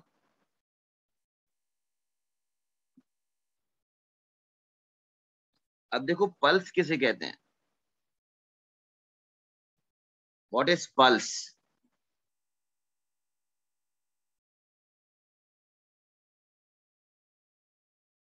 हार्ट बीट जो होती है, तो हार्ट बीट का मतलब क्या होता है? हार्ट बीट का मतलब जितनी देर वो हार्ट बीट आ रही है वो पल्स है। इसका मतलब अगर मैं तुमसे कहूं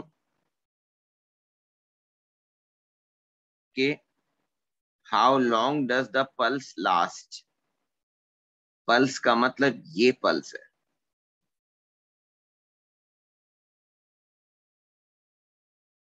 तो इसका मतलब पल्स यहां से यहां तक है।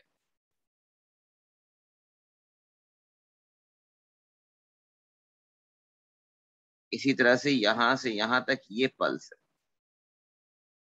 इसको हम कहते हैं ड्यूरेशन ऑफ पल्स। अच्छा, वो तुमसे दो क्वेश्चन पूछ सकता है कि ये पल्स कितनी देर रही। जैसे हार्ट बीट होती है, अगर खुदा न खासा किसी का इंतकाल हो जाता है तो वो पल्स जीरो हो जाती है, इसका मतलब है नो पल्स। तो अगर पल्स है तो इसका मतलब इस ड्यूरेशन में पल्स है। अब अगर क्वेश्चन में वो आपसे कहता है कि ड्यूरेशन बिटवीन पल्सेस, अगर क्वेश्चन में पूछता ड्यूरेशन बिटवीन पल्सेस बताओ, तो फिर मैं कहता कि करिस्पॉन्डिंग पॉइंट, एक पल्स से दूसरे पल्स तक की करिस्पॉन्डिंग, यानी कि यहां से मैं फिर यहां तक का बताता, तो मैं कहता ये है ड्यूरेशन ऑफ पल्सेस। या पीक से लेकर और अगर मैं पीक तक का बताता तो ड्यूरेशन है ये बिटवीन टू पल्सेस।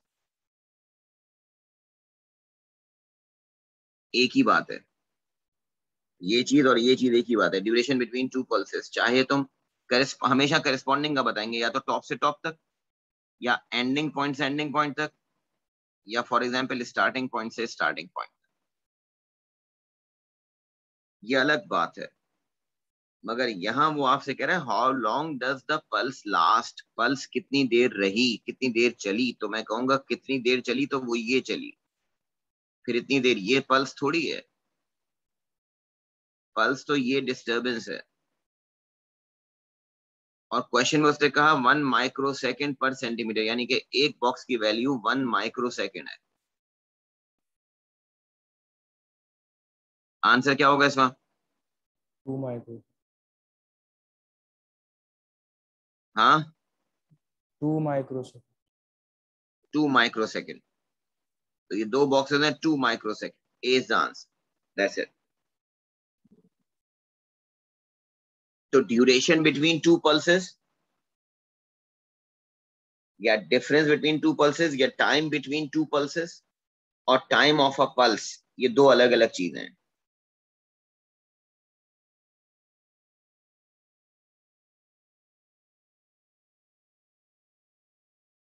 इससे ऊपर वाला बताना जरा, ये कॉमन सेंस है, किसी टॉपिक का नहीं है, ये कॉमन सेंस है। नंबर 1 ऊपर, नंबर 4 वाला।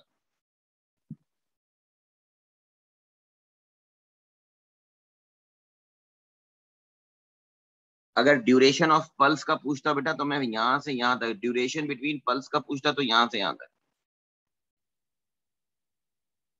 4 तो नहीं पूछेगा ना, टोटल पल्स टाइम पूछ लेता तो मैं कहता चलो हाँ वो 4 होता, फिर टोटल पल्स का टाइम पूछता अगर, और पल्स के बिटवीन ड्यूरेशन पूछा तो 1 2 3 4 5 6 माइक्रो सेकेंड में लिखता फिर, अगर वो कहता ड्यूरेशन बिटवीन टू पल्सेस बताएं। ऊपर वाला देखो, deflection of ammeter Y axis पे है, एक्स एक्सिस पे करंट है, बताओ जरा।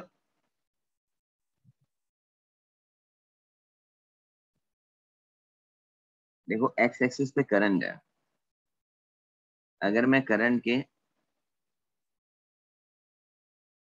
तो मैं समझाने के लिए इक्वल डिवीजन करूं,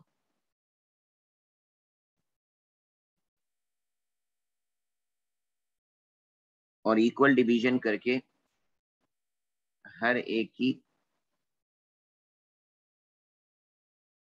वर्टिकल वैल्यू में चेंज देखूं,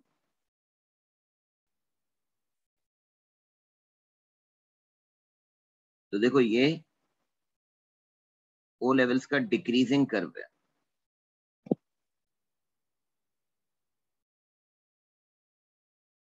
डिक्रीजिंग कर्व का मतलब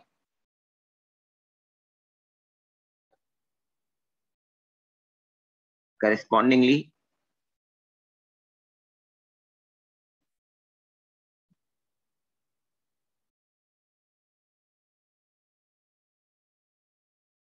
y की वैल्यू अगर देखें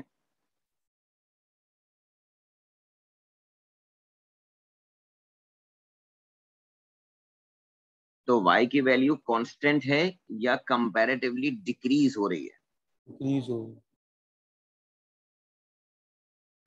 ये वैल्यू शुरू में इतनी है वर्टिकल, सॉरी देखो ये तुम पूछो किसी टॉपिक से, ये टॉपिक कोई नहीं, थोड़ा सा कॉमन सेंस है। ये y की वैल्यू में चेंज करना है, डिफ्लेक्शन है, फिर आएगा ये चेंज करना है, फिर ये चेंज करना है, फिर चेंज करना है, फिर और चेंज करना है, और चेंज करना है। कौन सा ग्राफ लेना है? A graph, very good. अगर आपके पास बेटा ग्राफ, सुनो, अगर तुम्हारे पास ग्राफ इस तरह का होता कि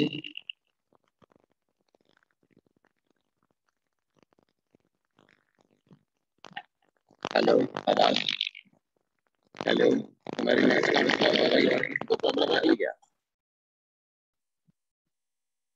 अगर ग्राफ स्ट्रेट लाइन होती ना, सॉरी, अगर ग्राफ स्ट्रेट लाइन होता तो स्केल का डिवीजन इक्वल होता,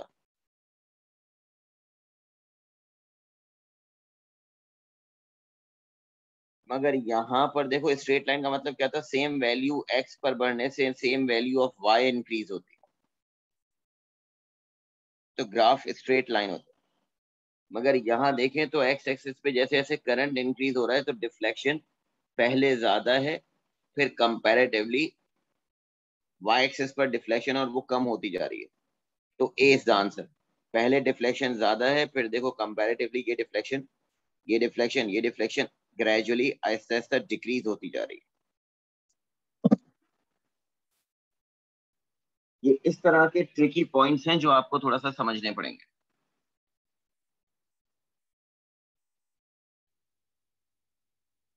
हाँ, चाहे इंक्रीज हो या डिक्रीज हो उससे कोई फर्क नहीं पड़ता। अगर देखो ये ग्राफ इस तरह से होता जैसे तुम्हारा सवाल है, अब तुम्हारे क्वेश्चन का ये आंसर दे दूं कि सपोज करो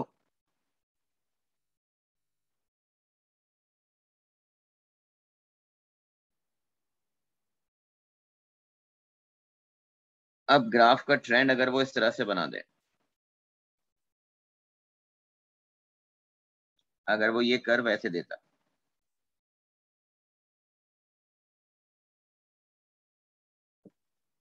तो फिर मेरा आंसर ये होता।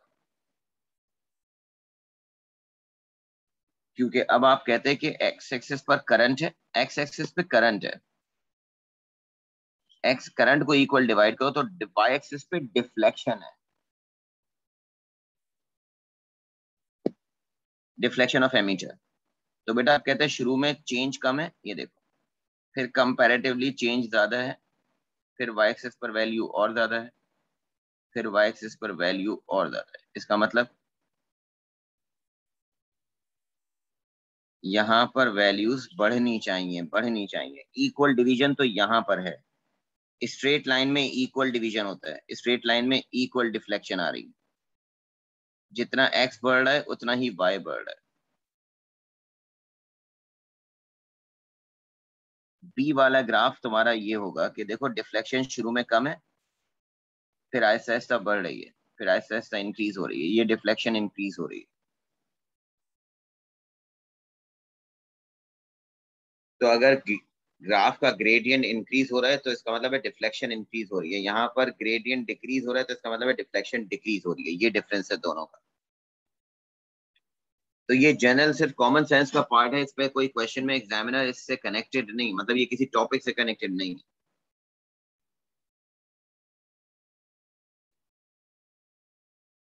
अच्छा जी,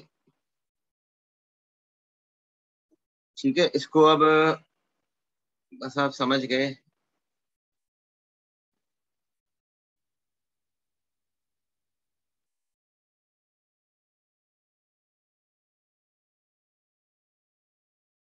एमीटर नॉट नेसेसरी बेटा, इक्वल वे, वो डिपेंड करता है कि एग्जामिनर आपसे क्या कह रहा है। एमीटर जरूरी नहीं है, एमीटर तो वो डिफ्लेक्शन और एमीटर जो है वो दिखाना है ना आपको, वो डिफ्लेक्शन दिखा रहा था एक्चुअली, एमीटर नहीं शो कर रहा था, वो उसकी डिफ्लेक्शन दिखा रहा था कि वो डिफ्लेक्शन इक्वली डिवाइड होगी, इंक्रीज होगी या डिक्रीज होगी।